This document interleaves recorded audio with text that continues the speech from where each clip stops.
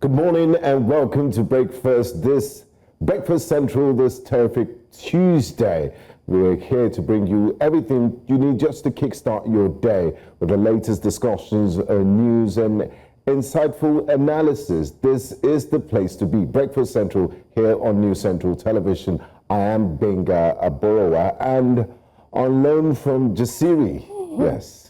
Well, I'm sure you're not very used to seeing me on this side of the studio, but it's so good to be here. My name is Blessings Musugu, and once again, a beautiful morning to you. Just like Benga said, it's a terrific Tuesday, and we are giving you the headline stories that you probably have missed or you have been following for a while now. And that said, we will start with stories that you probably have woken up to this morning or leading up to this moment. And on our wake-up conversations, we'll be starting with El-Rufai leaving the APC and joining the SDP. Now, the former Kaduna State governor and a founding member of the All Progressives Congress, Nasir El-Rufai, has now left the All Progressives Congress and has joined forces with the Social Democratic Party. I mean, like it or not, the 2027 elections are fast approaching, and you see these politicians making moves. I think the only people who are not well aware of the forthcoming elections just yet, or it hasn't dawned on us yet, are the people. But trust me, the big wigs are making big moves. Blessings, I really wish we used to plan the development of Nigeria like this, like in advance. 2027 is still 2 years plus, and nobody knows what's going to happen. And you see all those politicians making moves and all. So what, for the ruling party, I mean, what time do you even have to face governance issues? But this is a very unique one, because most times in Nigerian politics, people leave opposition parties to go to the winning party, to the party in government, because I mean there are lots of perks and benefits from it. But we're seeing someone move in the opposite direction. I'm sure if you looked in the mirror, if you read the wall, you would have seen this coming. El-Rufai has been saying things, negative things about APC. He's been hobnobbing with members of the opposition. So it was just a matter of time. But the political party, though, SDP. Yes, so I'm sure that a lot of people had it coming. And, well, for those who are wondering now, some of these reasons are that, you know, he has expressed disappointment at the APC, the handling of the system, and, of course, the distrust for the party. Now, just like you said, Benga, there are a lot of speculations, and some might be asking why the SDP, you know, and it's not a surprise that Senator Shehu Sani, who we all know is not best friends with El-Rufai, has said over and over again that El-Rufai leaving the party is not a surprise, and in fact, he tagged him a liability to the party. Now, so many people have said that the reason that El-Rufai is joining forces with the SDP is because you know, there are a lot of people who cannot just see themselves joining the PDP, because for a long time they have over and over again antagonized the PDP. And but you know, if we're being realistic, that is the second strongest party. If you're trying to make a change, and you know, in his words, is trying to you know, form a coalition basically that will overthrow the ruling party. If you're trying to do that, the only other party that we see that, you know, you can possibly achieve that is the PDP. But unfortunately, you know, you've really run your mouth according to script parlance. To El-Rufai said more big wigs will be joining the SDP. So it's just a matter of time. Let's wait and see who those big wigs are. Now, moving on to our second story in our wake-up conversations. This is absolutely the question in the lips of people is, how did this happen? But I want us to watch the video and then we'll come back and discuss this.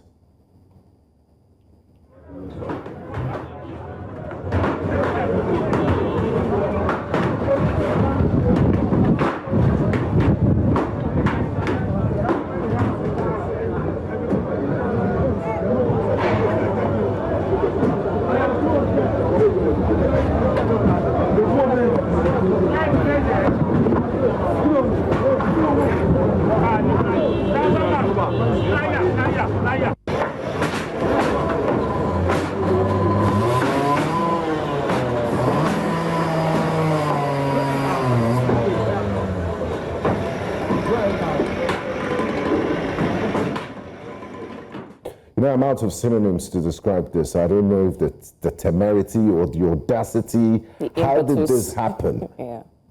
This is shocking. You know, if you leave people to their devices, especially in this Lagos, They will build shops on the express road. Cars will now start begging them, please, can you move your way so I can pass? It's the height are we still surprised at how things operate? Now, a lot of times, you know, I would never stop being baffled at the fact that these buildings were erected to completion under the supervision of certain people. So I do not entirely blame the people building. There's probably been somebody somewhere collecting some money, keeping quiet, and because I do not want to believe that everybody or nobody saw these buildings being erected, but all of a sudden were demolition. The question is, how did the buildings come up in the first place? You're absolutely right, and that's why the Lagos State government has started this clearance of illegal shops attached to pedestrian bridge in Idumota as part of ongoing efforts to maintain order and improve pedestrian movement in the area. The disclosure was made on X in a post by Lagos State Commissioner for Environment and Water Resources, Mr. Tokunbo Wahab. He stated that the operation was carried out in a joint effort by the Office of Drainage Services and the Lagos State Environmental Sanitation Corps. Kudos to the to the Commissioner of Environment and Water Resources, but there's so many questions that still needs to be asked. I remember when Rotimi Amechi was Minister of Transportation, and they just launched the train services from Lagos to Abeokuta to Ibadan. And, you know, I've also been on that train myself a few times. You see people selling mattresses, microwave, all sorts of things just by the tip of the track. I mean, how do you not have any value for your life? The government has warned them, they've chased them many times, and they're still coming back there. Nigerians, we honestly need to do better. But like you said, it's enforcement. If enforcement is strict and there are penalties for this, I don't think they'll come back. Now, you know, naturally, Nigerians are daredevils. You know, they've always said things like, well, let's see what they'll do. And there's always that excuse of, oh, we don't have anywhere to go. We don't know what to do. But it's ironic because Nigerians are also very good with adapting. So if you actually left there or you didn't build there, you would have found a place to settle. But unfortunately, we wait until it's always a fire brigade approach, and then we start to complain. A pedestrian bridge. I mean, this is the first time I'm seeing this. But we've seen them on their overhead bridges. They've turned, you know, they feel anything government is our own. We're all part of it. I mean, it's free for all, so we can use it as we please. But it doesn't work that way. It doesn't. So let's do better as the Goshen's. And then our third story in our wake-up conversations this morning, I mean, this story, rightfully so, doesn't seem to get out of, or want to get out of the news cycle. And I'm talking about the Senate, yes, the spat between Senator Natasha Akpoti-Uduaghan and the Senate President, Mr. Godswill Akpabio. Yesterday, the Deputy Chief Whip of the Senate had some updates on the situation, if you do understand. I mean, just to keep you posted and updated, there's currently litigation going on in the courts. Senator Natasha Akpoti-Uduaghan has gone to court with regard to her suspension. But let's take a listen to the Deputy Chief Whip. Well, you know, in legal proceedings, service of processes is very important because it's only when parties are properly served that can study the cases and know how to respond. So the judge have acted very well by ordering that all the relevant processes should be exchanged by the parties so that everybody will be in a better position to respond. And it will also give the court a good ground, you know, to rule on the matter. It is right to say that the internal affairs of the National Assembly cannot be entertained by court. It's only after, if not done in line with the law, that the court can come in. Well, we are acting in line with our rules, and Order 66 Rule 8 of the Standing Order of the Senate empowers the Senate to extend the suspension as long as they deem fit. Excuse me, sir. I'm just wondering where that precedent or where you got that statement from, that the courts cannot intervene.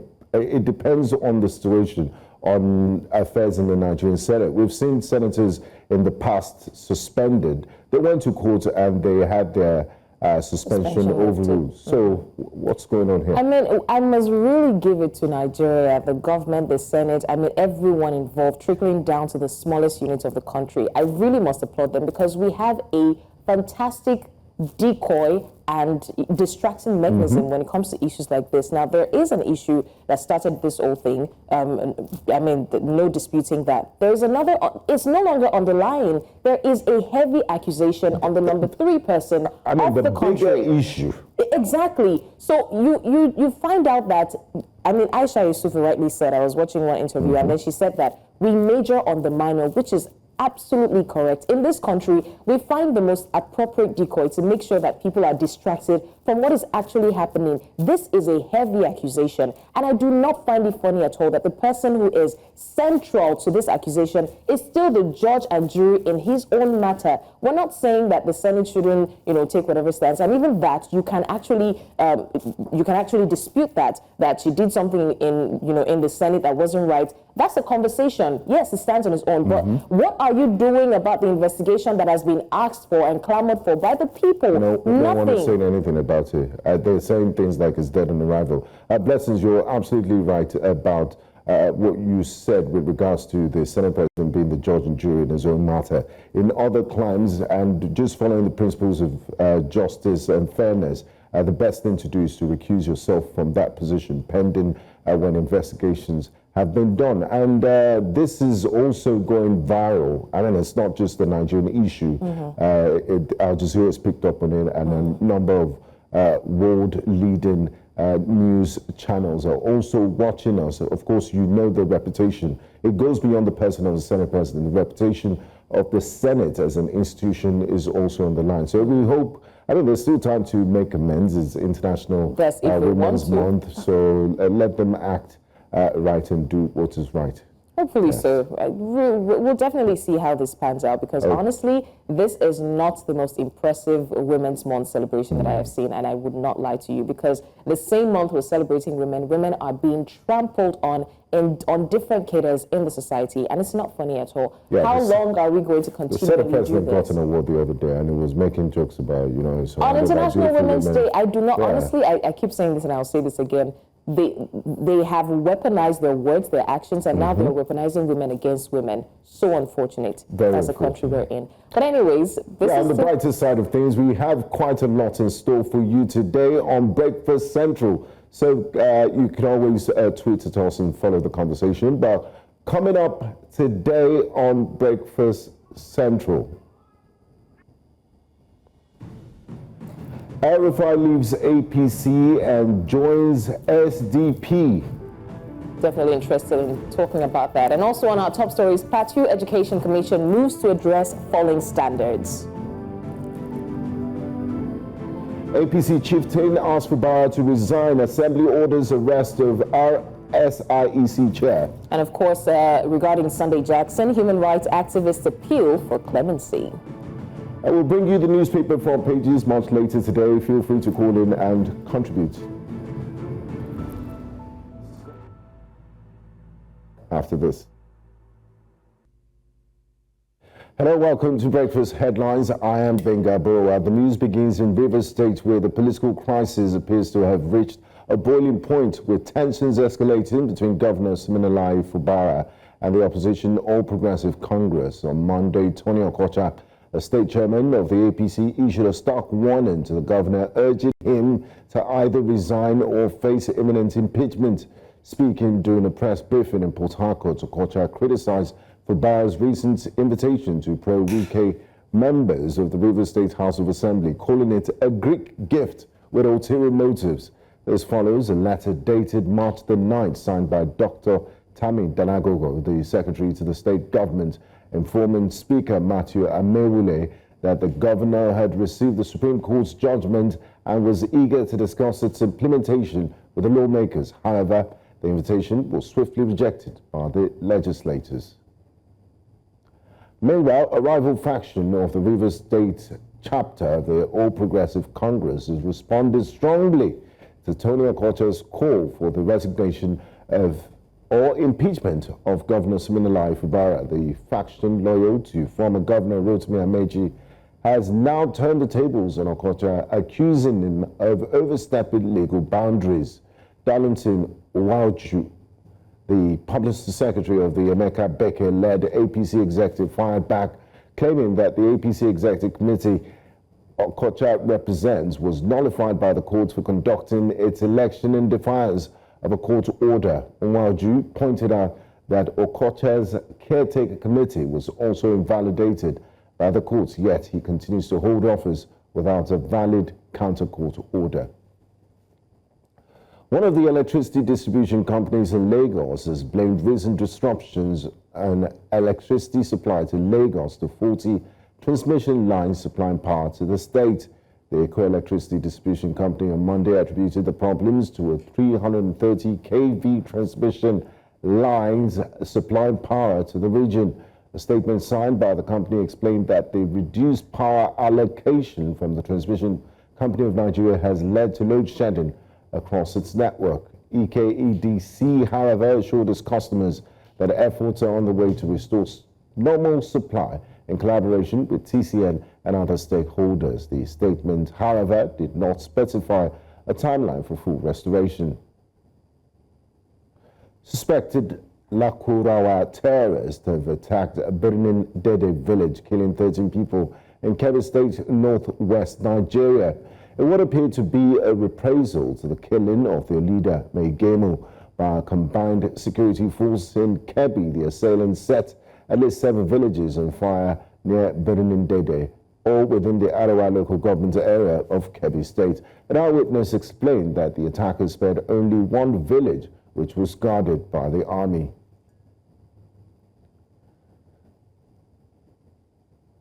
French Justice Minister Gerard Damaman has praised the bilateral judicial cooperation with Morocco, saying the country's efficiency is a sign of friendship and professionalism.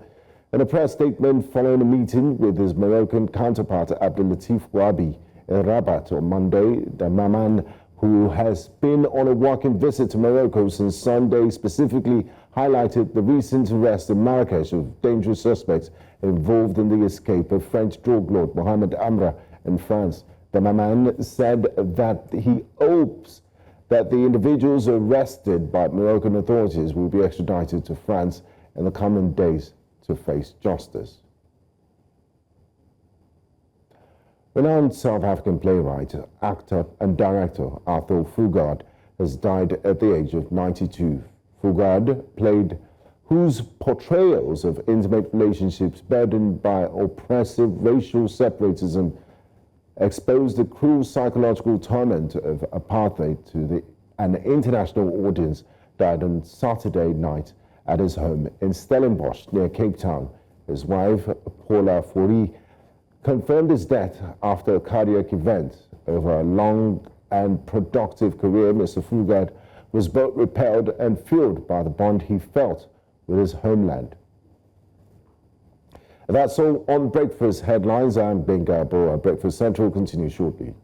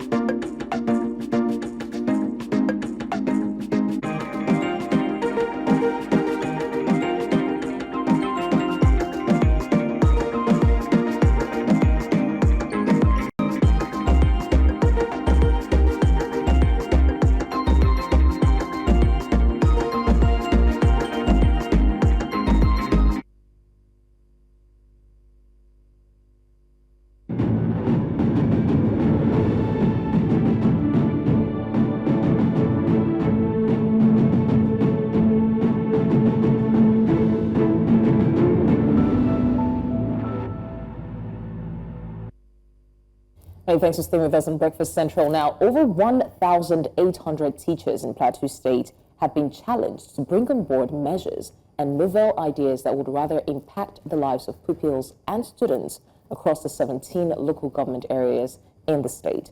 The charge was given by the chairman of the Plateau State Universal Basic Education in Jos during the flag-off of a 3-day leadership training for over 300 head teachers in government schools in the state. News Central's Chizoba Aniwe tells us more in this report. Education in Plateau State in the recent past has been in a sorry state where pupils and students hardly have access to knowledge, owing to factors ranging from an unconducive learning environment and incessant industrial actions by teachers who are constantly owed their salaries. Apart from those who cannot afford fees for their education, there has been a rise in the rate of out-of-school children, as confirmed by the State Universal Basic Education in the state during a previous interview with News Central. This 3-day leadership training for head teachers, going on simultaneously in the 3 senatorial zones of the state, gives hope that education in the state will soon get a new lease of life. Plateau State needs transformation in our basic education. And we are counting on you because you are our arrowheads. You are the ones that will bring about that result. And if you fail us, it means Plateau State is unfortunate.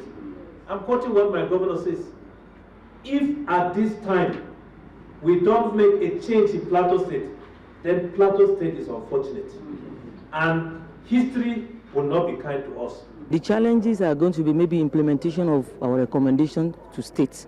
But now they are doing, like Plateau State is working with us. We are working together. When we give recommendation, they take it to action. Quality Assurance Department is always giving them feedback of what we see on the field, and the chairman is working with the Quality Assurance report, which is helping them to move forward. I think we are going to get there. Having trained these teachers, the school managers ought to know what they have been trained on, and when they go back, they'll be able to monitor and mentor them, shape their behaviors too, towards achieving that which the goal of UBEC has been spelled out to all states. For teachers in the state, stepping down the essence of this program will be of great importance. This training is going to give me more impact, more knowledge to go and know how to manage the school and control and give quality education to the Plateau child. What I've learned here, I will make it clear that I impact it to my teachers and then follow them in a very good manner so that they will not, they will put their effort to see that we impact the necessary knowledge to the learners. With the resources expended here, it is expected that the level of education in Plateau State will not just be improved upon, but also be seen in the lives of school children in the state. In Plateau State, for News Central, Chizoba Amioi.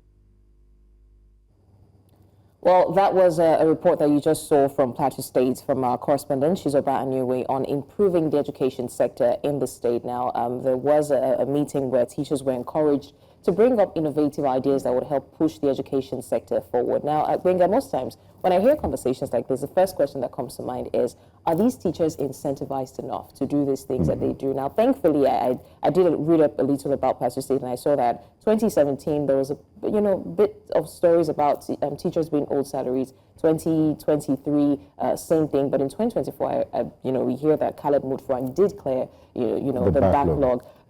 So I don't know if that is enough to incentivize teachers, because again, it goes beyond payment. It's about welfare and the rest. You're absolutely right. You can't be teaching students, you can't be transferring knowledge if you're not in the right place mentally, if you're worried about not being paid and all of that. And I'm glad His Excellency has been able to clear that backlog. But most importantly is they are addressing the issues. They say a problem is halfway solved when you begin to talk about it. So they're talking about it and they're doing something about it. And I hope across the entire federation, we have states take a cue from this in order to improve education, looking at the falling standards, and they've really fallen. I mean, if you ask many parents of our generation, like, would you willingly send your child to a public school, the overwhelming answer would be a no. And it shouldn't be so. If you look at cross-board, a cross-section of our leaders today in the Senate, ministers, they all attended public schools and they turned out well in life because the standard was very high then. So it's not just pre-university schools, secondary and primary school. We also need to look at the state of our universities. But it's a good thing the Plateau State government is looking at improving on it. I think it is. And honestly, not to sound like a buzzkill, another thing that I see here is the question that I ask is a conference like this enough? it's okay to try to motivate teachers to train students better, but they can only do the best they can with what they know. So the question is, are teachers trained or equipped enough? It's not a taboo to train teachers. Exactly. A lot of times, and this is no shade or disrespect to any teachers, teachers are doing absolutely great. But sometimes it's the residual knowledge. Sometimes some of them are... They just assume, okay, this is the way to go about it. Exactly. Primitive or conservative in nature. So how do you train these teachers to teach better? That's a conversation that we're not... And to keep up with global standards, best practices. Exactly. And also shift the curriculum to one that is fit for purpose, not, drawing cockroaches and all those things that we did, because I don't know what I'm doing with cockroaches. Drawing tractors. I'm not supposed to be drawing them. I'm supposed to know how to use them. So these are conversations. I mean, again, this initiative is applaudable, but I think that the best approach would be to train the teachers, not just to admonish them. Because if you ask me, if you urge me to, do better in tech, I would ask you, I don't know anything about tech. I need to know something about tech to do better in order to transfer the knowledge. And it's very important to look at the trainers, exactly. So once you get the teaching right, and also it's one thing we've not talked about is the learning environment. It does matter a lot. But children in 2025 in Nigeria should not be studying under trees or in classrooms that are dilapidated. We need to upgrade. We need to stop paying lip service to... I mean, if you look at the data, every other year, the money that is allocated for education increases, but there's no corresponding increase in the standard and in the results we're seeing. And every year, population is growing. I was watching a clip yesterday of the Taiwanese ambassador to Nigeria, and I was talking about how lucky we are with the resources we have. We don't have cyclones, we don't have disasters. That South Korea has nothing. But if you look at South Korea today, because of education, they have zero natural resources. But because of education, they've become a leading player in technology and in many areas, one of the biggest economies in the world. So we have to go back to the basics and stop looking at this oil. The best way to secure your country is to have an informed and educated population, and it starts from the basics. And I do hope that they know that it's not up to the onus is not on the teachers alone. I mean, right now we have a national education crisis at hand, where 4 states in the north, Kano State, Katsina, Kebbi, and Bauchi, I think, closed schools because of Ramadan, and this again has become a national or global issue. So it's like, at one hand, we're trying to improve the educational standard. And then somebody is pulling us back. Exactly. So it's just ridiculous, and I don't understand that sort of tokenism in it, because in the countries that are, historically the birthplace of Islam and all of that, in Saudi Arabia, children still go to school because they understand the importance of this. And this is coming from states that are already educationally disadvantaged. So I'm wondering, what's the logic behind this? How do people think through this? Who approved this? So these are questions that are begging for answers. But let's move on to another issue. This is a very, very sad one, away from education.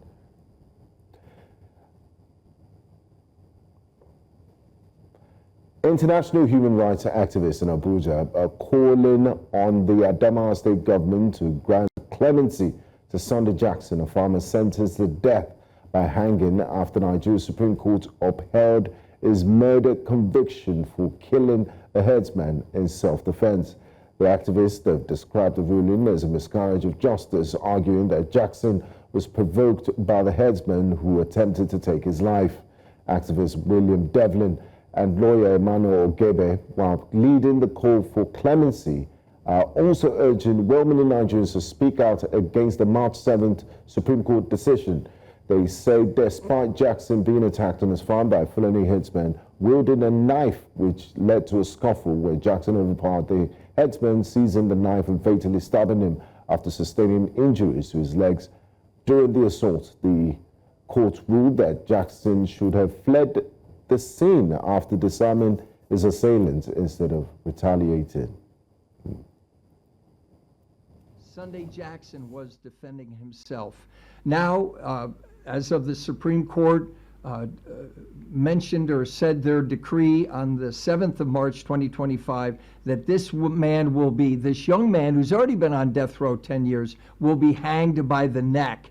This is a miscarriage of justice. We are advocating for the immediate release of Sunday Jackson, and we hope that the governor of Adamawa State will issue that clemency decree. The sad thing is, if you look at the judgment, you will find that there were only 3 witnesses in the case: the medical examiner, the police investigator, and Jackson himself. Only 3 witnesses, and it took 7 years for them to try him. He took his hoe to the farm, and was attacked by a knife-wielding individual. In the process of trying to defend himself and protect his life, that person sustained injury, he sustained injury, and the other person died. Now he's being sentenced to death for that. Let me make something abundantly clear. The Fulani headsman started to kill Sunday Jackson in 2015, and the Nigerian government is finishing the murder attempt that began 10 years ago. I mean, that's what it looks like. He attempted to kill him, and then the Nigerian government is saying, okay, you didn't succeed at that, let's just end your life by hanging you. That's a textbook case of miscarriage of justice. And I'm wondering, in what legal status or what books does self-defense requires an attempt to flee before retaliating? You have to run away.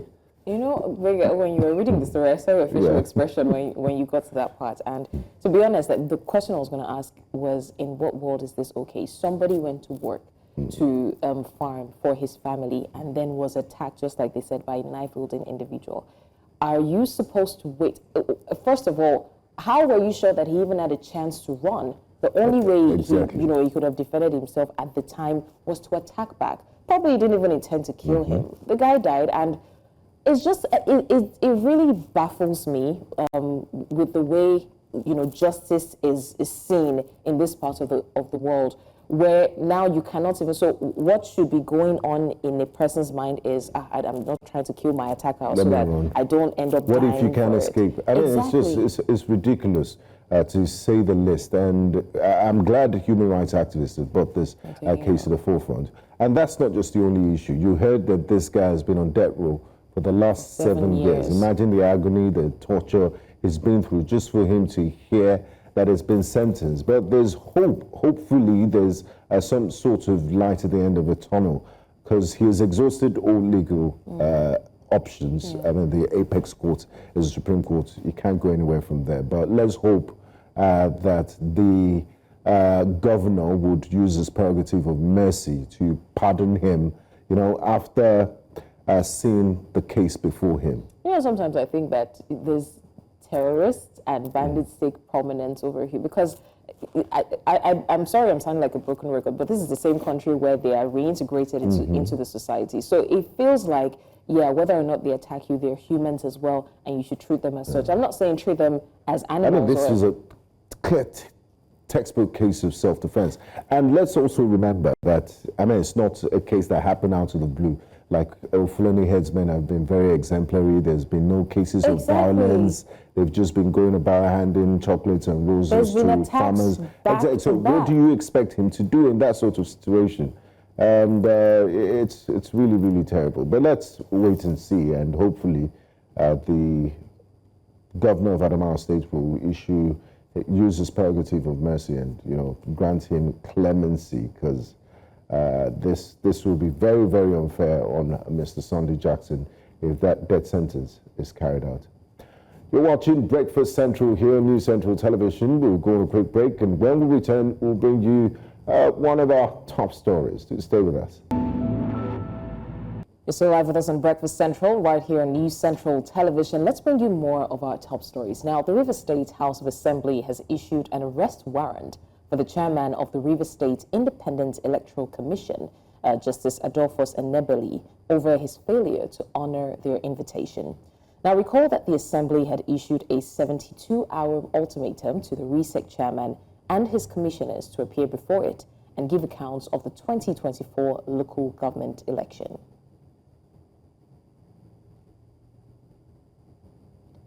Meanwhile, the APC chieftain, Tony Okocha, has called for Governor Siminalayi Fubara's resignation or impeachment, accusing him of misgovernance and failing to implement President Bola Tinubu's intervention agenda. As a political party, we are today advising the governor that there are two options available to him: resign or be impeached, because he has run the state aground. He has disrespected Mr. President, and we warned him.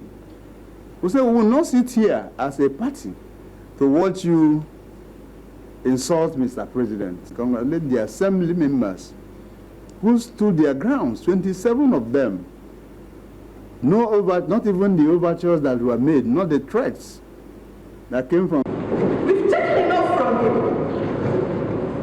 Mr. Speaker. I support Enebeli should be arrested. It's high time we arrested him. Thank you very much. Distinguished colleagues, those for 24, those against nil, abstention nil. By these voting honorable members, this House has therefore resolved that Justice Enebeli and other commissioners who failed to appear before the 10th River State House of Assembly will now be compelled by this House via a warrant issued under the seal of the Speaker to the Nigeria Police to bring them here to answer questions. And this will be done immediately so that the needful can happen. Rivers people can know what has been happening to their funds and what. Emeka Beke, chairman of APC Rivers State chapter, has berated Tony Okocha for his comment, referring to him as an imposter. 3 out of 8 commissioners of the state electoral umpire tendered the resignation over the weekend following the invite of the House of Assembly. In a swift response, Justice Adolphus Enebeli retired. The chairman of the Rivers State Independent Electoral Commission had to approach the court to restrain the legislators from further interference. Now, join us this morning on Breakfast Central to discuss major matters arising from Rivers State political sphere is the chairman of Ikwerre local government area in Rivers State, Honorable Samuel Owanosike. Good morning to you, sir, and thanks for joining us on Breakfast Central. Good morning, and thank you for giving me the opportunity to share a platform. Now, first off, Honorable Owanosike, we want to know if the meeting, because the governor extended an olive branch to the Martin Ameule-led faction yesterday for a meeting at Government House at 10 a.m. Did that meeting hold? Well, from all the information available to us, there was no such meeting. First, as a Rivers man and as an interested participant in this governance issue in our state, we understand how government at various tiers operates. And don't forget we have 3 arms of government and 3 tiers of government. But the tier we are talking about is the 2nd tier, which is governed by Governor Siminalayi Fubara of Rivers State. And we understand that from what we've gathered from the assembly members, that no letter was sent to them. All they saw was an invitation from the governor via the Secretary to State Government through social media platform. And as far as they are concerned, they don't have any short letter before them, and anybody can go to social media and post anything. And so the governor understands that in a democracy, the legislature is even the voice of the people. And if you're inviting them for a meeting, you know the appropriate official quotas in which those invitations should come. And so, as far as I'm concerned, such meeting didn't go. So, I mean, my question is, we hear that Enebeli's absence is what prompted the Assembly to take the unprecedented step of ordering his arrest. But there were also complaints that the notice should have been 72 hours as opposed to the 48 hours. Do you think that is one of the reasons why he refused to appear? And is that why exactly do they give a 48-hour notice as opposed to a 72-hour notice?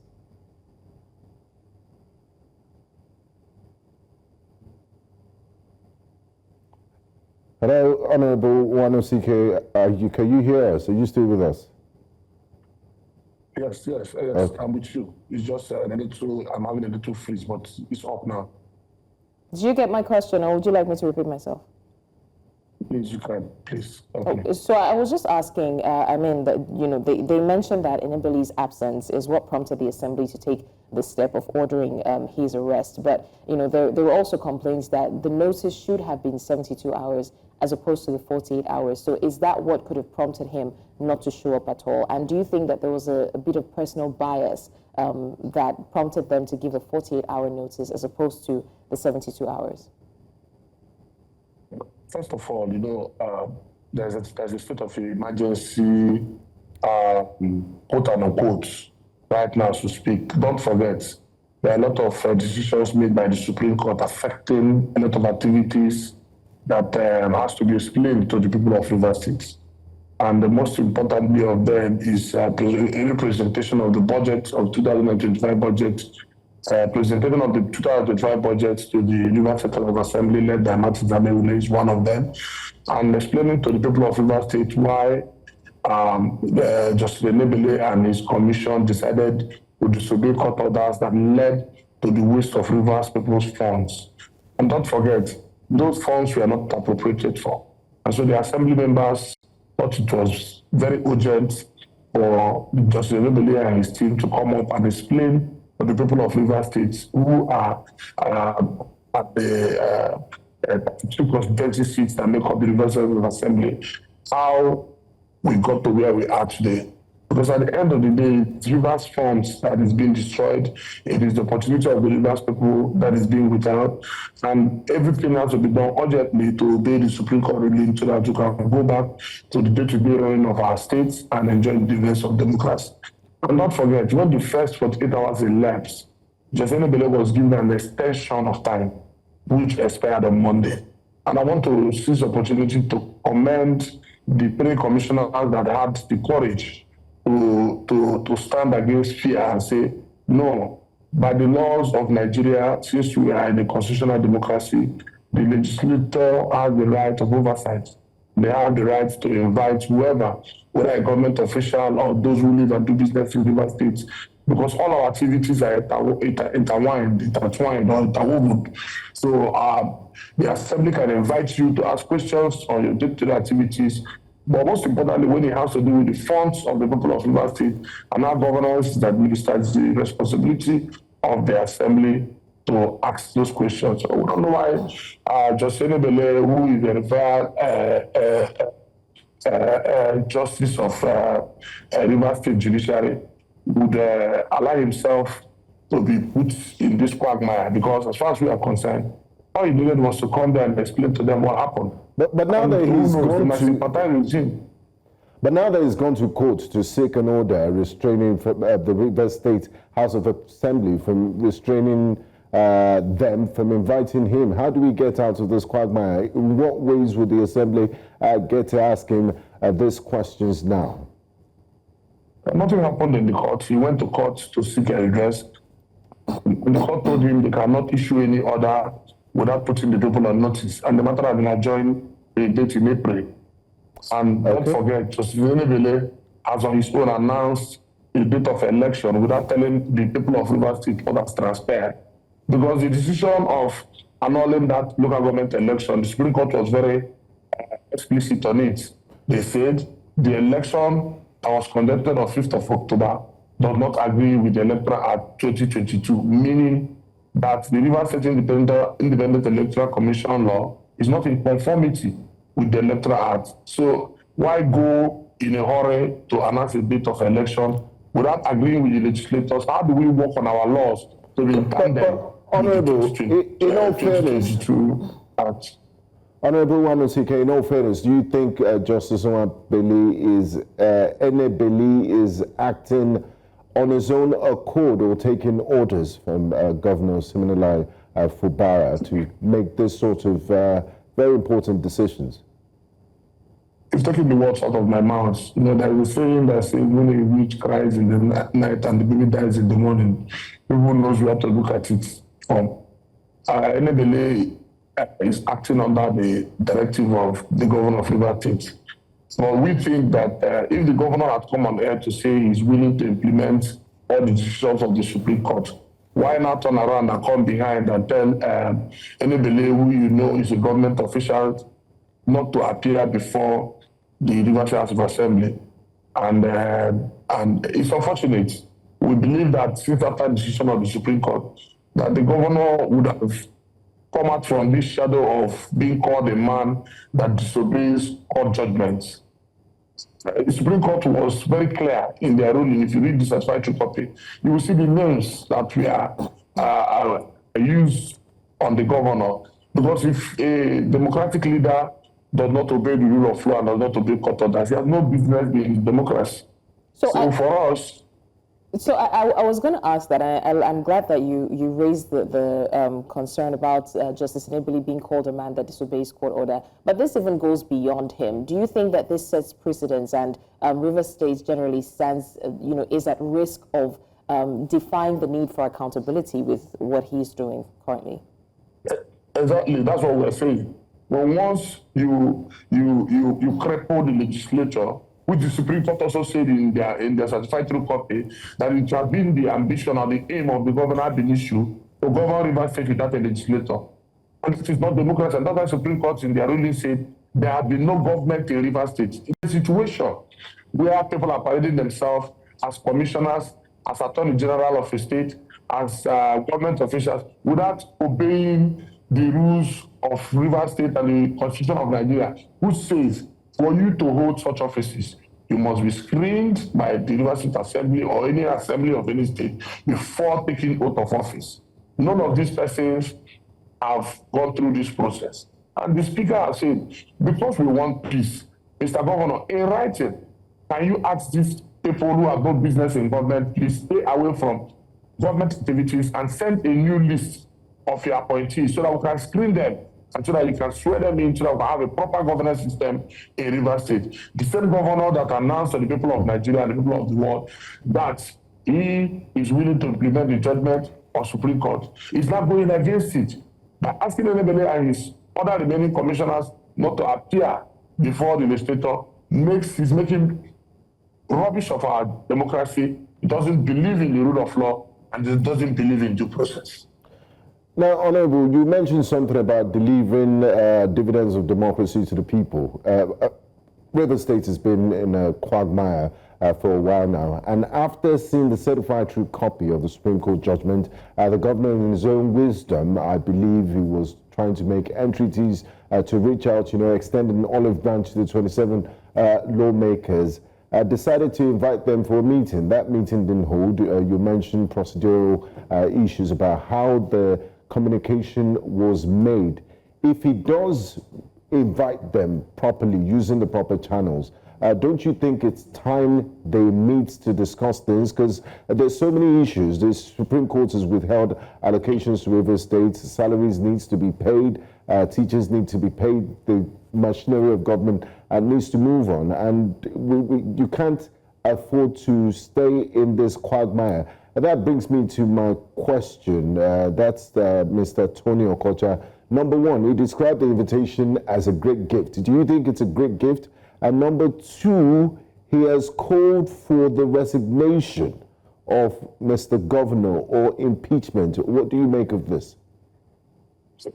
Well, first of all, I want to say here clearly that I'm not a member of the Rivers House of Assembly, but as a Democrat, I understand there are due processes in communication between the executive, the legislative, and the judiciary, because they arms make this government at any tier. Now, remember that going by the Supreme Court ruling, there is a crisis, financial crisis situation that is going to erupt soon if actions are not taken. And I think the assembly members who are the voice of the people of Rivers State, having the people at mind, quickly, as soon as that judgment was delivered, called on the governor of the state to please, can we do first thing first? Can you bring the 2025 budget? In fact, they were even so nice to say, forget about 2024 budget that has been a point of contention all this while. Let's talk about the one that's available now. The 2025 budget that you presented before 4 May.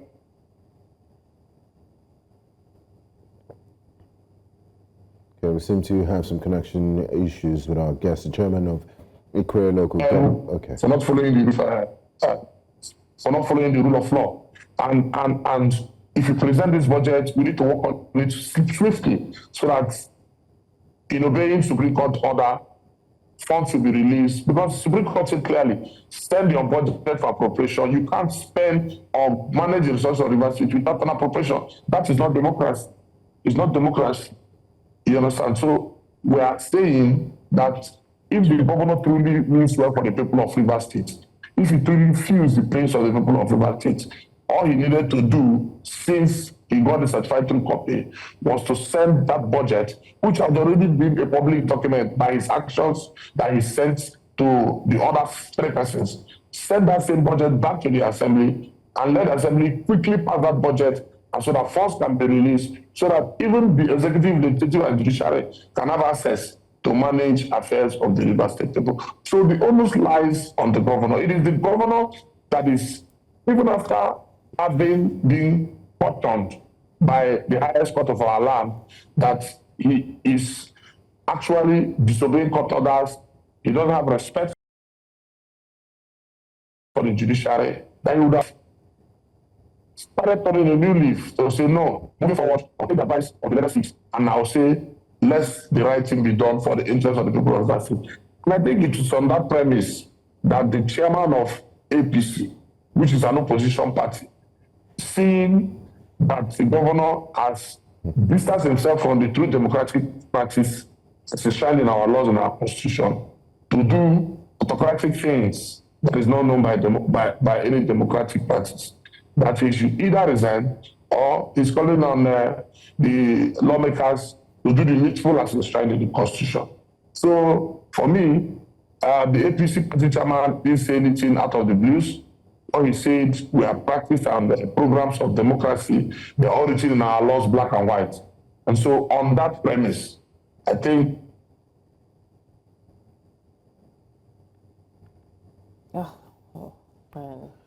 okay, we seem to be having some connection issues with the Honorable Warrant CK. We hope to reconnect with him soon.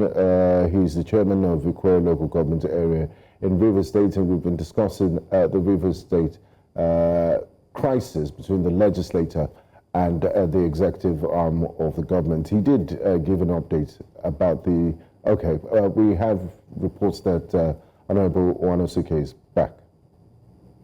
Can you hear us? Sorry, yeah, I can hear you clearly. We're still improving in our technology in this country, Nigeria. So just bear with us. That's fine. Bear with us. Everything is going to be fine. Nigeria is heading towards the positive direction, and we're growing in a speed that in the nearest future will become the true giant of Africa. Okay, so Honorable Warrant CK, speaking of projections, I mean, we are all hopeful for Nigeria, but talking about Rivers State, how do you see this playing out? People are now calling for the governor's resignation because obviously it feels like he's evading, his responsibilities in terms of handling this. And then this is also reflecting on the accountability or the lack of it thereof in the state, which might now have a domino effect, across board. So how do you think this is going to play out? Justice Enebeli has refused to appear. 3 commissioners have resigned. It's all really messy, and it's been for a while now. What are we expecting to see? Simple. The law, when the law appears, everybody will take its course. The law of Nigeria is a respecter of no man. The governor has no other choice than to obey the laws of our land. And like me and you know, the ruling of Supreme Court in any matter is going to be the law of our land by our democratic practice. We have no other court to go to. We have no other place to appeal to. The decision has been taken by the Supreme Court. And like the governor said in his broadcast, that he is going to obey every of those decisions and make sure they are implemented. The governor has no other option, no meeting or no calling for any dialogue will change the fact. Any dialogue outside obeying the laws of Nigeria is gross misconduct and is not known by any democratic. But don't you think they need to sit down and iron out some of these issues? Because the executive doesn't run the state alone. You need the laws of the legislative arm of the government and, of course, the judiciary. That's what makes up the government. So they can't work in silos and in isolation of each other. There's also this fear of impeachment and removal hanging, because they have the greater numbers that, once these people come back together, they might do the bidding of the unseen hand in Abuja and just get rid of him, take the nuclear option and get rid of him. And that also has implications, because there are reports of Niger Delta militants saying, if they dare impeach or remove the governor, Siminalayi Fubara, they will attack oil installations. You do know the implication of that, the wider implication for the Nigerian economy and our foreign exchange earnings. So what will be a win-win for both parties, a diplomatic way to get out of this conundrum? Well, let me start with the last thing you said about militants. Not militants, those are a set of young men who were put together by desperate persons who can actually reason to follow the tenets of democracy behind their buildings. They are putting threats. Nigeria is bigger than that. Nigeria is a country that is bigger than all of us. And so when once you go that direction, and it's unfortunate that it is Mr. Governor that has given that through. We have clips of him saying he will instruct his boys at the appropriate time to commit crisis in this nation. But I think he's now taking a step back. We had a statement yesterday saying that he will not encourage any violence after he spoke from the other side of his mouth in anger. We feel his pain, we feel his pain. And again, it shows clearly that he is actually not a Democrat, as the Supreme Court said. Because if he's a Democrat, and he had the unprintable names the Supreme Court used on him, he would have said, wait a minute, gentlemen, this is democracy. They have said there have been no government in Rivers State before today. Why would that word be used in my administration? Because I broke down the legislature that is even the foundation of democracy. The two constituencies. He destroyed the Allo chamber because of the fear of impeachment. Impeachment is part of our government program. It is there as a check and balance.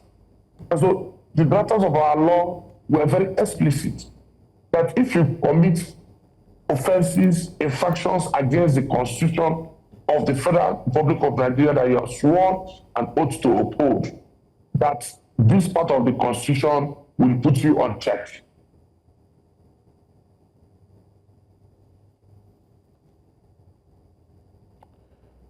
If Governor is impeached, he will not be the first governor. If Governor Fubara is impeached today, he will not be the first governor in the history of Nigeria to be impeached.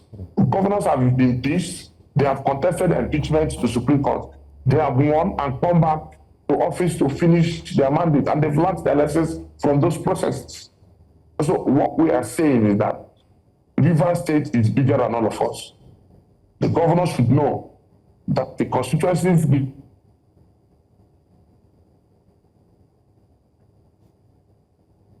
if you say, I will decide who will stay as the assembly, well, I will decide which assembly to work with.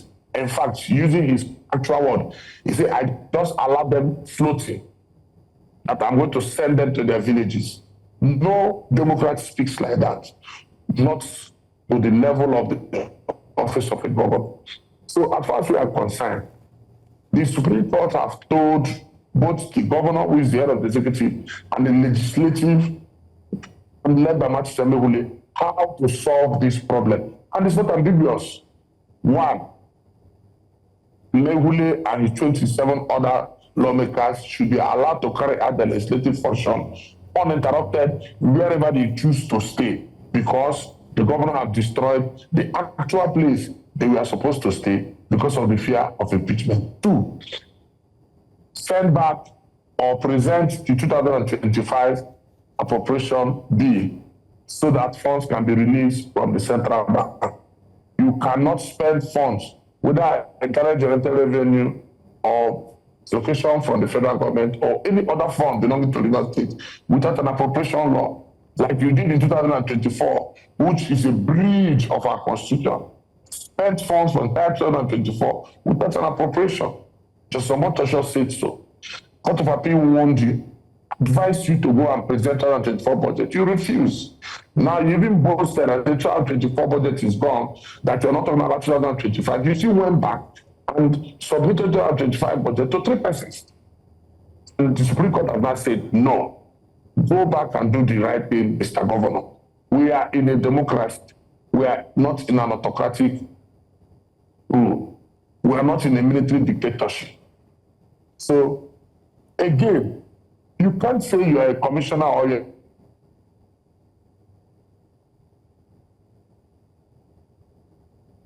are people of Rivers and talking to the people of Rivers State, thinking that people will just keep quiet. No. If you have not appeared before the legislators for screening, don't know your background, don't know what you've done in the past, don't know if you're qualified to hold such an office as enshrined in our law, you should please leave the government, because you are an imposter.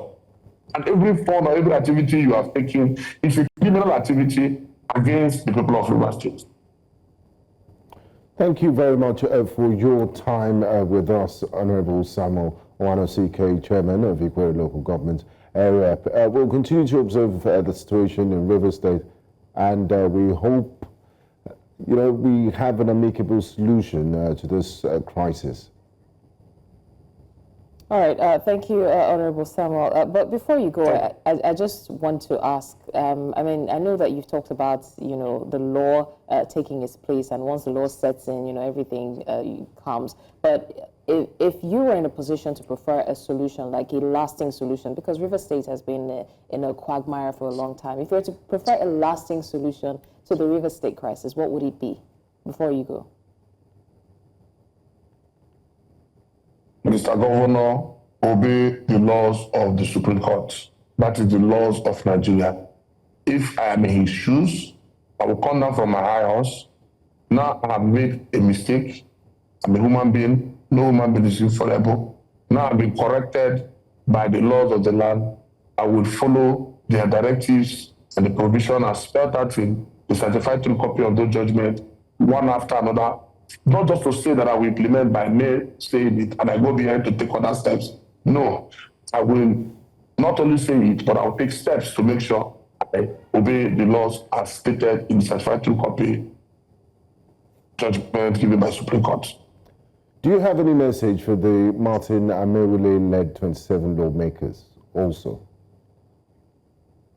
Yeah, the message I have for Martin Enebeli and his colleagues is that Rivers people voted for you to defend democracy. Before now, even you media houses and other people used to say, in the entire Nigeria, we don't have any assembly that can put a check to the activities or the excesses of governors. That what we have are all of our stamp assembly.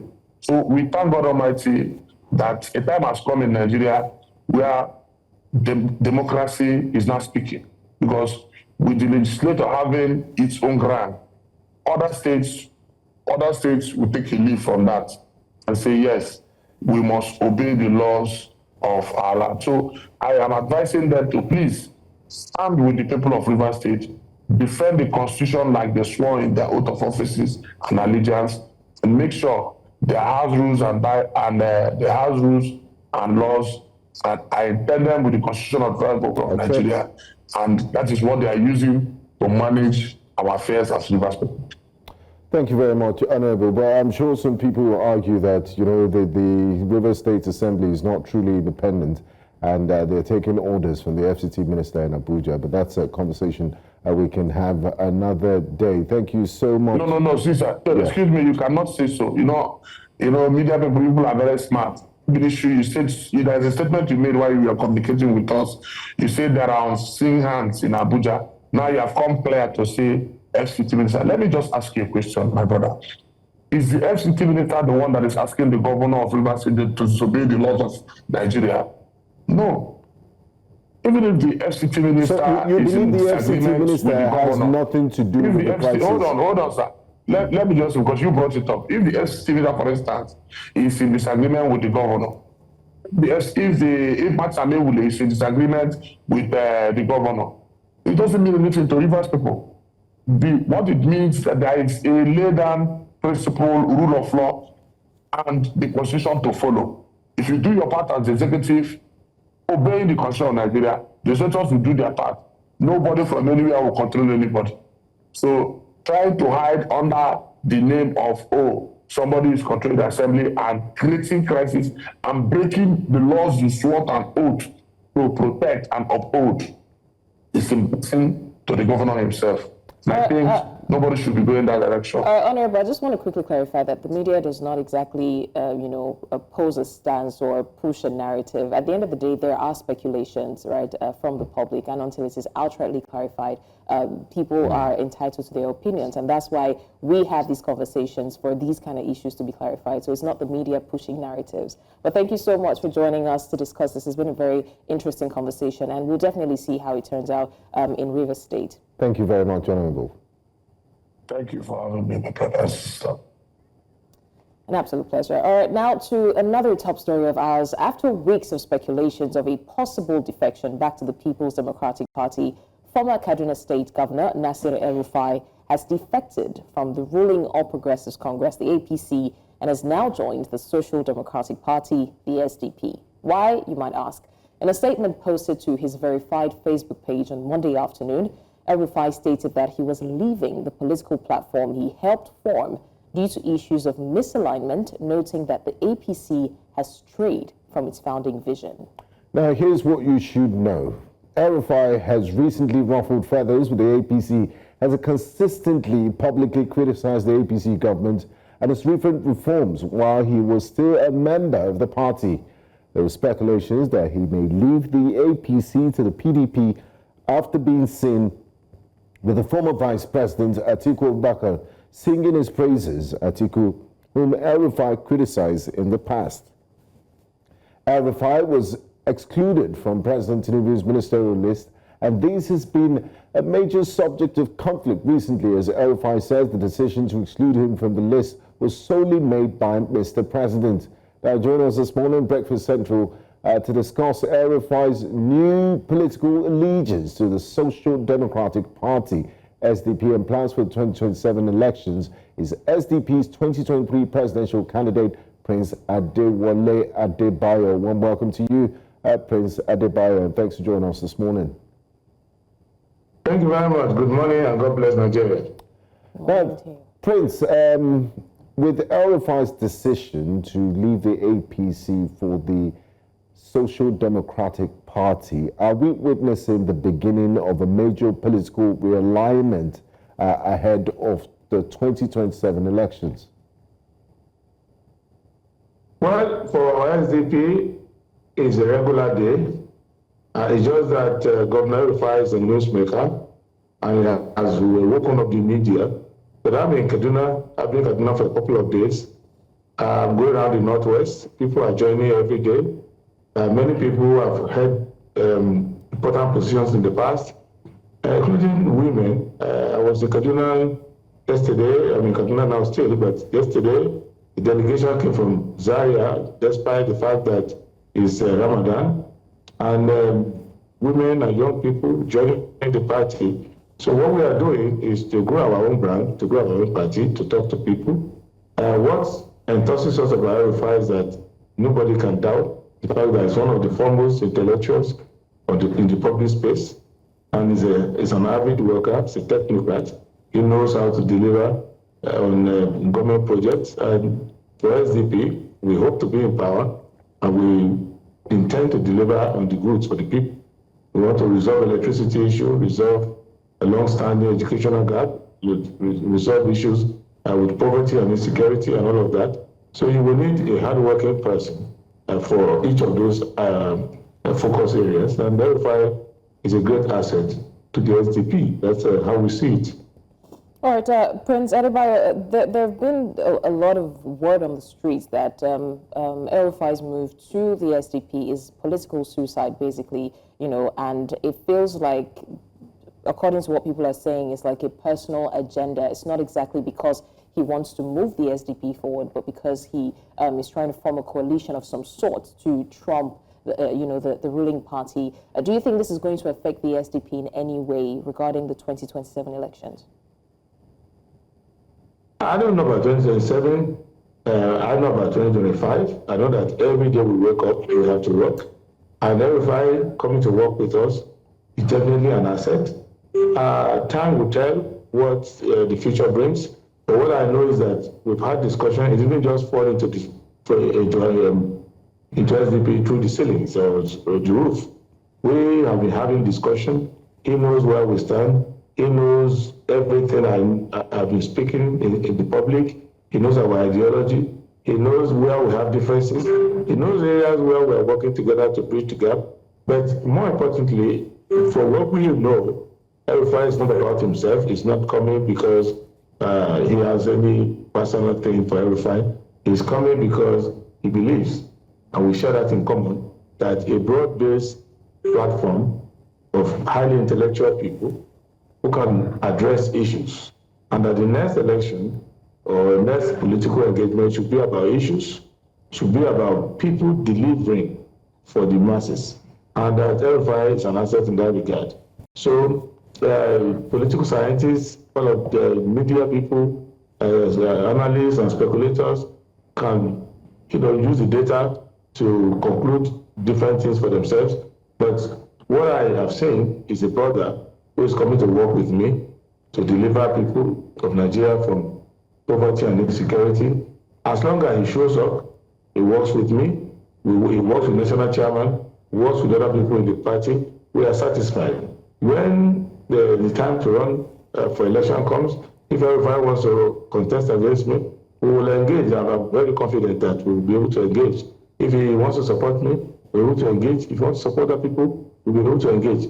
What is important, that a political party must not be bereft of ideas and must not be afraid of highly competent people who are intellectually gifted and who are committed to the country. And before you drop the microphone on El-Rufai, you will see that other people who are very good will also be joining the party. And right, even before now, Mulika Akande Adeola, former majority leader in the House of Representatives, has joined us.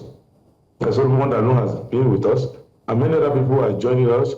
Senator Gochukwu has been with us. So many people are joining the party, and maybe some of them do it quietly. Not everybody sends a tweet or anything about it. So we're working very hard. And I believe other people are working very hard. Even the party in power, they are also working very hard to save themselves. So all of this will go on, but El-Rufai makes us very happy. He's coming, it's good for us.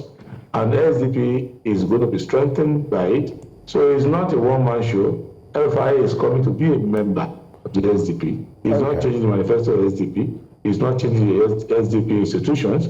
He's coming to strengthen them. Just like when I joined, I did not change any of them. I only strengthened them to make them better.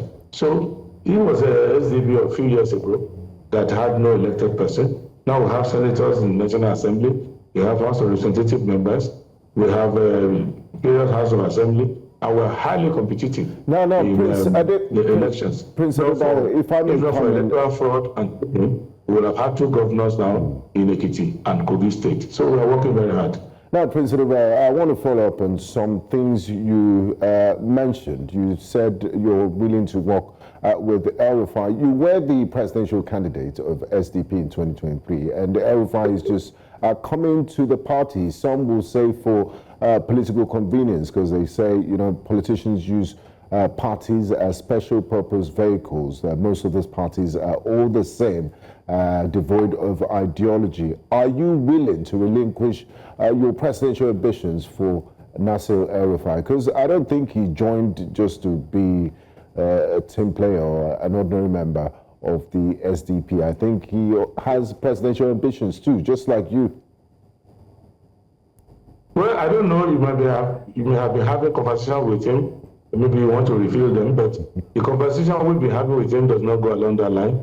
He knows that even somebody living under the rock knows that I ran in 2023 and I'm going to run again, and that El-Rufai knows that. So that's not an issue. But the key issue is that he has joined the party. We'll be having a conversation with him. El-Rufai is not shy. If he is coming to run, he will tell you. If he's not running, he will tell you. If what he's been discussing with us has not even gone to that direction at all. But I mean, let's bear in mind that plans, where he thought we could be more efficient. Let's bear in mind that plans can actually change along the way. Let's bear in mind that plans can actually change along the way. What if he has a rethink? And you did mention that what matters is that a party should not be void of ideas. If the main aim is to move the party forward, and probably, you know, he poses as someone who should have or would have more prospect from what he says, do you think it's something you'd be willing to? Well, first of all, he's a Nigerian like myself. He has a right to aspire to leadership, and it's just that if he wants to be president, he has to defeat me first. Then he becomes president. If he's interested in being president, and I have to defeat him first to be president. So you cannot be president if you can't defeat people. So that anybody who wants to be president, on the basis of other people not wanting to be president, is not a serious person. So if other people, there are people who obviously have said they want to run for president. I'm talking to them. I'm saying, come to SDP, we'll give you a fair chance. Not talk of El-Rufai, who is not interested in that so far. But even those who are interested, who have been talking around, when they speak to me and say, want to join SDP, I don't say, oh, don't join. I say, okay, come. But these are our rules, this is how we do it. If you come in and the SDP members believe that you will give us a better chance, let's see it. But I'm working very hard every day. I'm working on two things. One, on how to get Nigerians engaged, not to lose hope in their country, not to give up, not to say, oh, these people have taken it. I was speaking to somebody last night, a highly involved politician of many years' experience.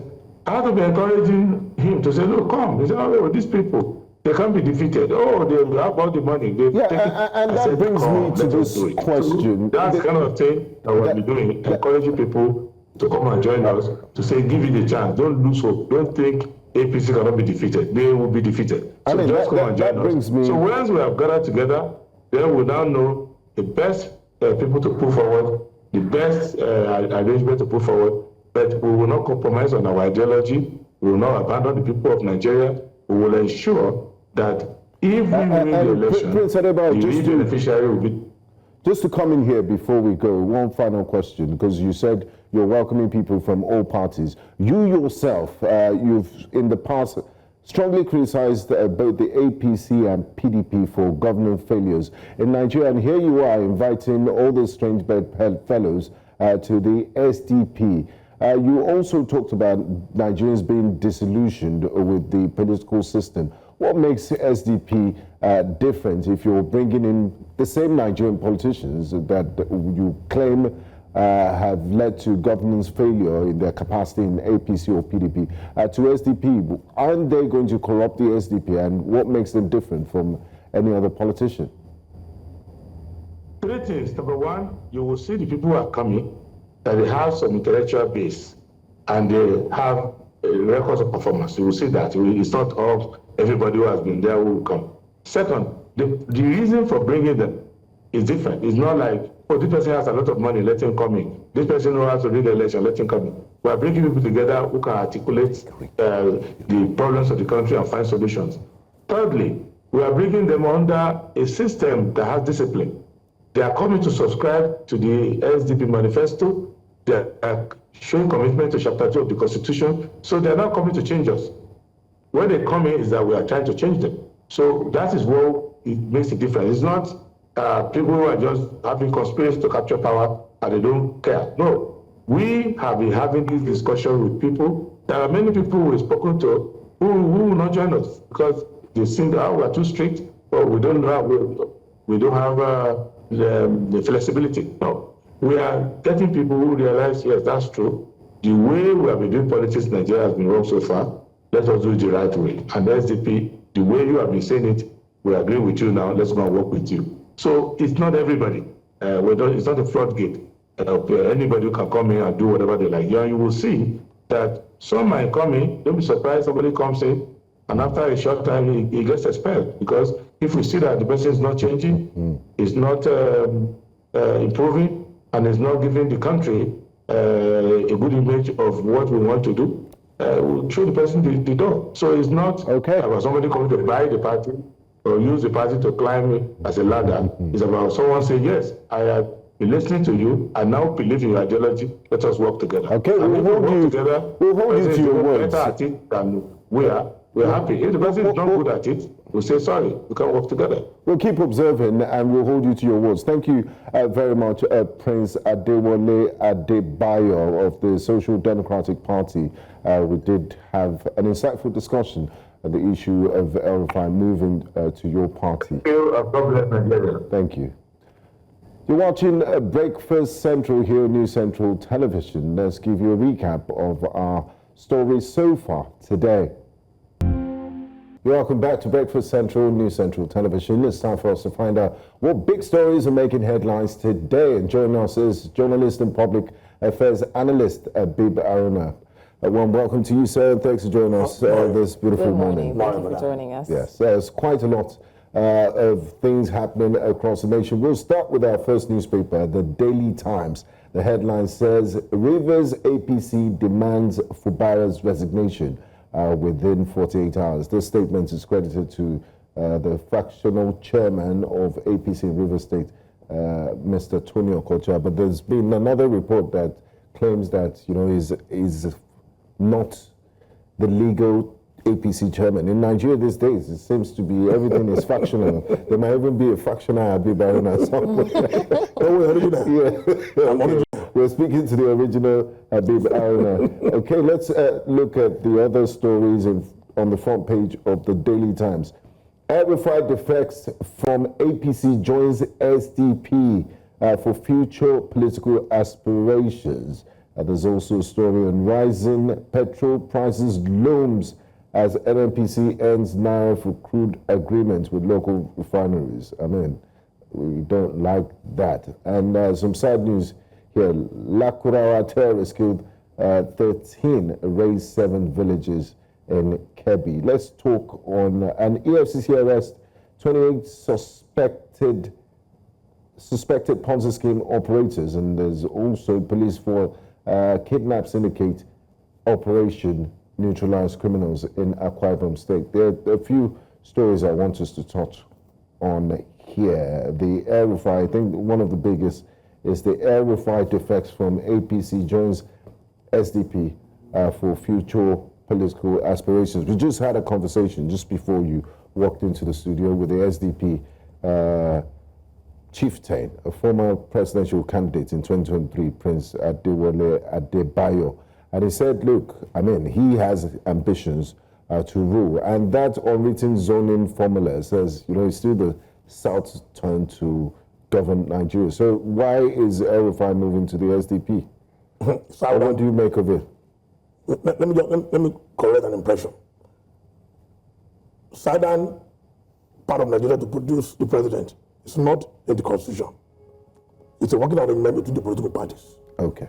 It's implicit that since Buhari ruled for 8 years, the South want to rule for 8 years. That is not in the constitution. The constitution gives everybody that right to contest. Right. So if even at that, during when Buhari was leaving, don't forget that Buhari supported Lawan during the primaries.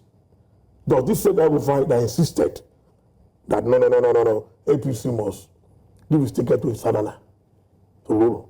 So El-Rufai was instrumental, was very much consequential in making sure that the ticket is given to somebody from the south.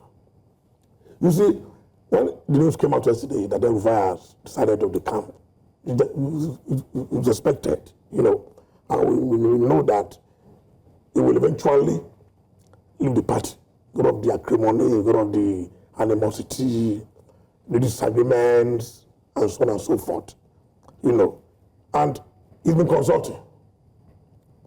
He's been consulting political leaders across the country, you know. So when he announced SDP, I wasn't surprised because his supporters left APC to SDP a few weeks ago. So it was predictable. Handwriting on the wall. Absolutely, that the man will eventually join SDP. People should not simplify his leaving the APC. El-Rufai is a very, very strong politician, very intelligent. I'm sure people in Nasir Rock now are feeling jittery. They should. I'm telling you, see, this man is someone that is not too tall, a very, very first class guy, very first class at ABU, and he can change any dynamic. You know, he has the capacity to change the political dynamics of this country. You know, and El-Rufai is just one of those people that will leave their parties to join SDP. He cannot join PDP. The PDP is a disarray. Allah. Many people, many political jobbers in PDP are there to destroy the party, but they won't be able to settle down and unite to fight. Yeah, but those SDP have the structures. Exactly. It is the people that makes the party. I mean, but there are people concentrated in your state, there wasn't like a court party until Laloja became a member of a court party and he won the election. But we're talking of pan-Nigeria. No, I'm not telling you that it's people that make the party, and you will see in the next few days that the alignment and realignment. So that means you do not agree that with the narrative that it's political suicide, because that's no. I will come to this program. I will come back here and tell you guys that no. You see, these people are not fools. El-Rufai, when this man was about to die, Yaradua, the little Yaradua, El-Rufai and Ibadan were aware of his dosa, of his everything, the profile, even the medical record. They came back to Nigeria after the death of Yaradua and play a part in forming APC.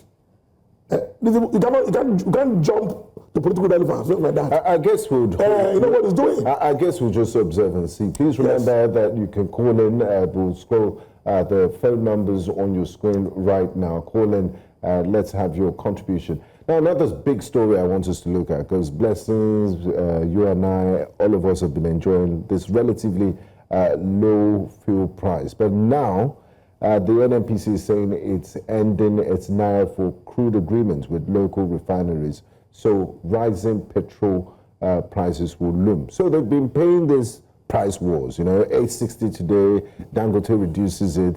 And it seems like the NNPC cannot keep up with this price war, so it decides to shift the goalpost and, you know, say, look, we'll end this crude for naira deal. What do you make of this? And how can we continue to have low fuel? Because that's my concern, and I'm sure it's a concern of most. We look at our experience in the past few years, the monopoly of Dangote, the issue of sugar, salt, cement.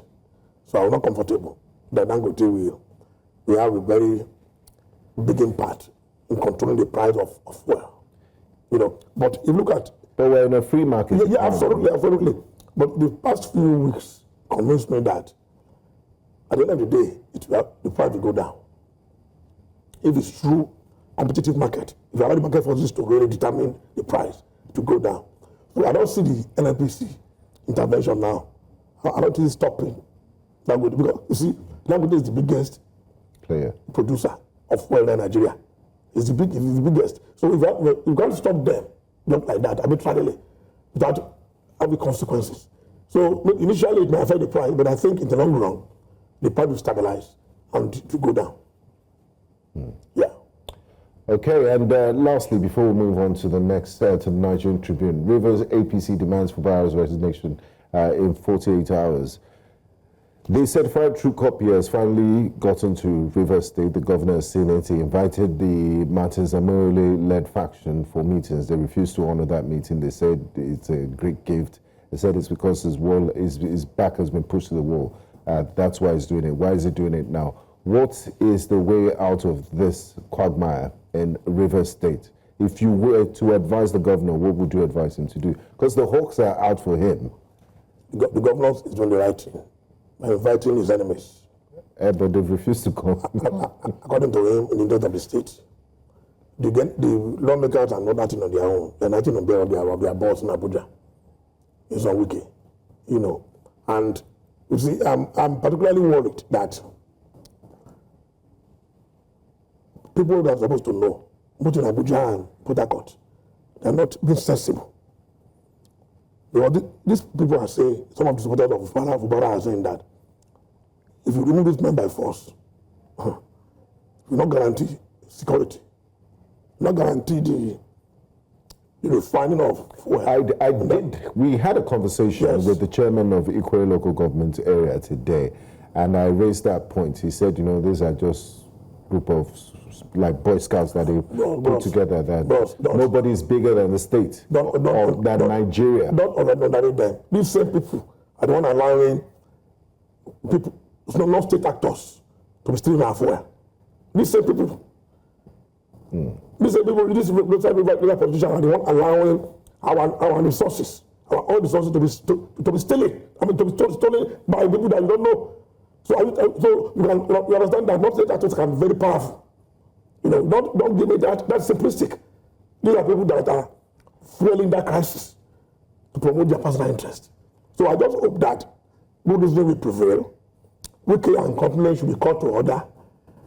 Any attempt to remove that man that was elected. You may not like the way he's ruling, but he was elected by the people. He should be allowed to rule. I don't sit on the fence on this kind of thing. I believe that strongly Fubara should be allowed to rule. And Wiki is unnecessarily. But doesn't it seem as though he's overlooking misconduct? Yeah, not obeying court orders. In terms of what? I mean, with this, so it feels as though there's a subtle backing, you know, unspoken, that it feels like he's supporting those who refuse to show up, and that can set a precedent. No. I'm talking about Fubara. No, Fubara is the father of the state. He's the governor of the state. He won the election. The Supreme Court, the judiciary intervention is what making this crisis to be linked. Yeah, so how do we, what's the way forward? The best thing because those lawmakers have refused to see him. They said the invitation wasn't sent through proper channels. It's been sent now. The invitation has been sent now. I can imagine that culture saying that man should resign for this that was planted by Wiki. So the guys, I don't know. You see, these things all. Yeah, it's not no, before even 2027, people in Rivers State need to survive. They need to go to schools, hospitals. The Supreme Court has withheld their allocation. These are life issues that need to be dealt with, and it's beyond the egos of two big politicians that are fighting. So how can they and those 27 and everybody in the State House of Assembly get their acts together and, you know, just move forward, consensus? You see, some people are afraid that eventually they may end up removing this governor. I don't think so. It will be difficult to remove him without concrete evidence that... I mean, they had the numbers. But that is not... What do you mean by concrete? It happened in your state. He has refused to obey court orders. It happened in another state. Another state, the Supreme Court brought back Peter Obi. So if they pass through the same route, they will end up losing. You know, they will end up losing. And that's why the man told them to come, let's talk. I mean, the law is not mathematics. You can't be too sure. There's no formula for it. Exactly, there's no formula. But I think the leaders in Rivers State should call these people, talk to them. You know, they don't. There's only one person they brought in Abuja. That's what they want to do. But I don't know what Wiki is trying to gain by so doing. The governor is the governor. If you put him there, that doesn't mean that you control. It's difficult to control, except Lagos. As I said the other day, it has its own natural character. You know, but in Rivers State, the role of a godfather is difficult to play, even if your son is the governor. And I don't think that they don't like there be some crisis. But I think the Rivers State is too important to the Nigerian economy.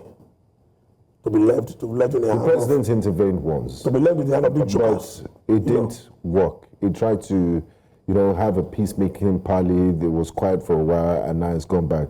Do you think he should try again, or can he use the Lagos option where everybody just obeyed? No.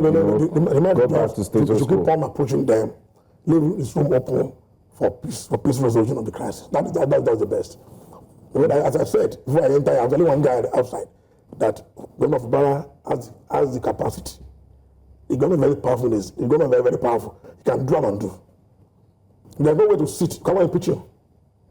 It happened in Edo State. About to remove the roof. They could not impeach him. I made to close down the house. This same River State, they could not impeach him. So let's see how it plays out. But Fubara is doing his best to let Nigerians know that I want to make peace with them. If they're not refused to make peace, there are other options on the table. Okay, we'll see how that pans out. All right, let's quickly go to the next paper, Nigerian Tribune. The top stories here are the first on page 3. You see gunmen attack 4 Ondo communities, 20 feared killed, which speaks to the security state of the nation, which I would like for us to talk about. There's also a continuation of our story. Ezekwesili wants Akpabio to step aside in the sexual assault case against him, and also wants Barrow to preside over urgent Senate session. That's the deputy. And then another story there is the story that we've been talking about on page 15. El-Rufai joins the SDP, hints at more defections to challenge APC. Then on page 6, there is the federal government stays within legal borrowing limit despite economic challenges, according to Bagudu, the Minister of Budget. And we still find some other stories, which include Naira for crude policy remains in place, according to Adedeji, the chairman, technical subcommittee. And another story, over 48 million barrels of crude oil supplied to Dangote in 6 months. Then Rivers APC orders Fubara to resign within 48 hours, which we've also talked about. Assembly issues arrest warrant for electoral chief. These are very interesting stories. I would like for us to start with the Akpabio saga. Right? I wouldn't exactly go straight by asking what your take is on the whole issue, because it's been dragging for a long time. But now we see Ezekwesili, and I'm sure a lot of others, asking for Akpabio to step down pending when this investigation is carried out. So what do you think about Akpabio still, presiding over matters, being the judge of this whole issue, despite the heavy accusations that were laid on him? The Senate they've tried to sweep the matter under the carpet with the way and manner they suspended Senator Natasha Uduaghan. But that has not succeeded in erasing the matter in public space. It has further widened it. Yes. Because you see, it's not only between Akpabio and Natasha. It's about the institution of the Senate. The reputation. That body is the upper chamber of Nigeria legislature. They make laws for us, so they cannot be seen to be breaking the law. There's an allegation against you, a sexual harassment allegation. The easiest thing to do to clear yourself and maintain the status of the Nigerian Senate is to step aside. Let the committee investigate. Submit yourself to the committee. Investigate. It was done before, Besharaki. After the investigation, then let's see if you are cleared or not. You cannot be a judge. It's not possible. But they've reduced it. There's some senators have said, this is a very trivial matter. What do you want us to discuss bedroom issues and all of that? Bros, that we are wasting the time of the Senate. Tell me what each senator what they've done the past 1 year. Tell me something concrete that they have done. They signed on your mandate during budget. It's not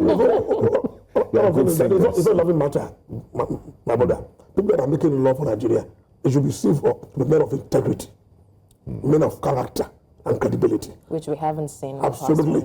If I say that, this, you see why it's becoming more rancorous, is that there was an allegation against this man 3 years ago. Yes. By lady, the former MD of Joint Union and NDC. Yeah, the man, you say you tried to force him for a case. So I gave him a dirty slap. Coming that week, one is forced to now look at it again. Is it true? Even if it's an allegation, let them investigate it. Exactly. Now, coming up to say, the man is suspended for this month. This man was elected by the international press has picked on this. I'm not comfortable with that. We wear manner. I'm not saying that Akpabio is guilty or innocent. I'm not saying that Natasha follow due process. Follow due process. If I say that is how you build institutions and not individuals. Now, Saraki has been very vocal about this, saying, let proper investigation. Yes, that is what I think this man is saying. They go silly. And it feels like they have magnified the issue that came before the whole sexual assault, her alleged misconduct.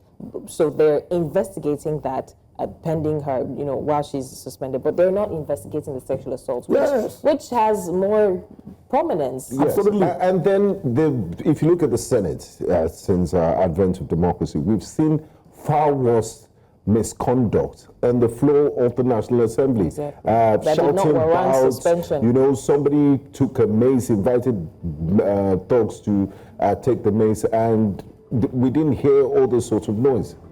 Why is it different with Senator Natasha Akpabio? I think the fact remains that it's very clear that Senate President Akpabio has to grind with this lady. And so far, he has failed to justify the suspension. They meted out to the lady. So the best thing to clear himself and the Senate is to come out openly. Let's have an open investigation. Okay. And submit himself to the panel. So anything that now comes out, it will be in the interest of Nigeria and the Senate as an institution. Thank you very much, as always, Mr. Abib Aruna, for joining us for our newspaper headlines. We do appreciate it. And I guess this is where we draw the curtains on today's edition of Breakfast Central. I am Benga Aborowa. And I'm Blessings Mosugu. Thank you so much for staying with us for these 2 hours. And I hope that you had as much fun as we did on these insightful conversations.